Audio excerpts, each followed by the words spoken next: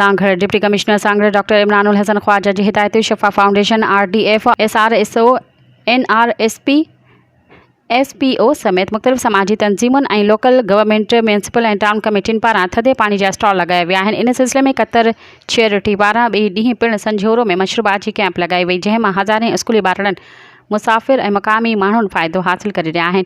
Deputy commissioner सिहत खाते जे अमलदारनि खे हिदायत कई त अस्पताल में हीट स्ट्रोक मुतासिरनि जी बर वक़्त इलाज लाइ ज़रूरी दवाऊं ऐं अमले खे हाई अलर्ट रखियो वञे। एम्बुलेंस सर्विस खे 24 कलाक फ़ाल रखियो वञे त जीअं कंहिं बि हंगामी सूरतहाल खे बर वक़्त मुंहुं ॾेई सघिजे। इन मौके ते क़तर चैरिटी जे ज़िले मैनेजर अशरफ मुग़ल चयो त कैंपस मां हज़ारें वाट अहिड़ो स्कूली ॿार, बुज़ुर्ग ऐं औरत फ़ाइदो हासिल करे रहियूं आहिनि। जेकॾहिं ज़िले इंतिज़ामिया ज़रूरी सम्झियो त वधीक कैंपस क़ाइमु करे अवाम खे गर्मी जे मनफ़ी असरनि खां बचाव लाइ क़दम खयां वेंदा। मज़ीद ख़बरनि ऐं तफ़सीलात लाइ विज़िट कयो असांजी वेबसाइट www.awamiNewsHD.com ऐं ॾिसंदा रहो अवामी न्यूज़ HD।